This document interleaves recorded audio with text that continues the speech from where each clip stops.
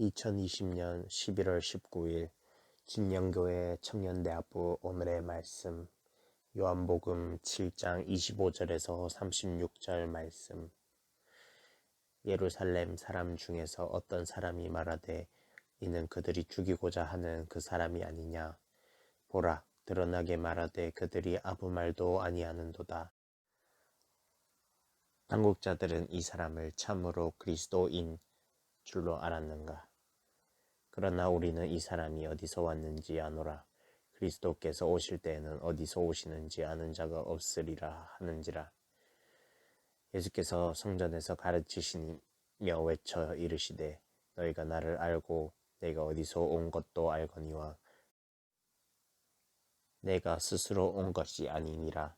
나를 보내신 이는 참되시니 너희는 그를 알지 못하나 나는 아노니 이는 내가 그에게서 났고 그가 나를 보내셨음이라 하시니 그들이 예수를 잡고자 하나 손을 대는 자가 없으니 이는 그 때가 아직 이르지 아니하였음이로라.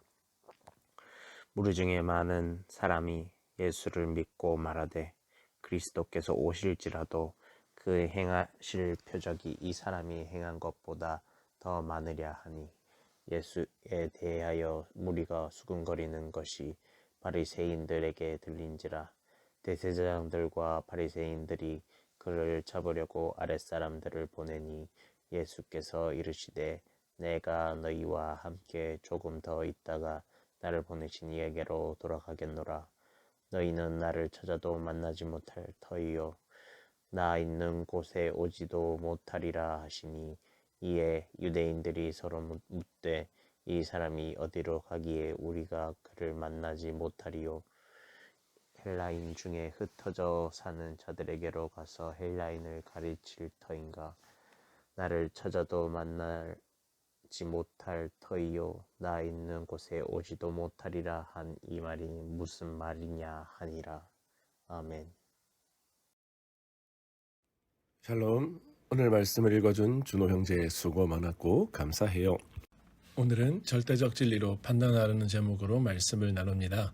포스트 모던 시대 상대주의적 문화가 사회를 잠식하고 있지만 하나님의 진리만이 절대적인 판단 기준입니다.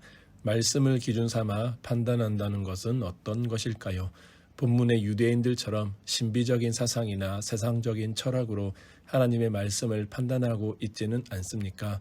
진리의 말씀 가운데 예수님을 인격적으로 깊이 알지 못한 채 피상적인 지식을 따라 신앙생활해서는 안 됩니다. 성령님이 말씀을 통해 우리의 어리석은 생각과 논리를 책망하실 때 겸손히 회개해야 합니다. 하나님을 찾으며 힘써 여호와를 알아가야 합니다. 그리스도보다 높아진 인간적인 전통과 자신의 생각을 버리고 여호와께로 나아가야 합니다. 모든 이론과 생각을 내려놓고 유일한 길과 진리와 생명이신 그리스도께 절대적으로 복종해야 합니다. 예수님을 믿는 일보다 인생에서 중요한 일은 없습니다. 그러나 오늘 본문에 기록된 무리의 신앙은 만약 진짜 메시아가 온다 해도 예수님보다 더 많은 표적을 행할 수가 없을 것이라는 가정법 논리에 근거한 믿음이었음을 주목해야 합니다. 혹시 어떤 이유로 예수님을 믿게 되었습니까? 예수님을 믿게 된 것이 영원 불변하는 진리의 말씀을 통해서입니까? 아니면 눈에 보이는 표적에 근거해서입니까? 표적을 보고도 믿지 않는 불신자들보다 표적 때문에 믿는 것이 더 낫다고 자신을 합리화해서는 안 됩니다.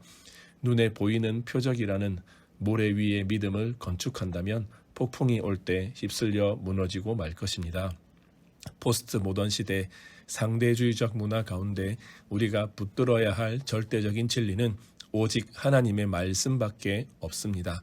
오늘날 절대적인 진리를 알지 못해 얼마나 많은 사람들이 언론 매체, 인터넷, 스마트폰 등을 통해 쏟아지는 상대적인 지식과 추측성 보도의 홍수에 휩쓸리고 있습니까?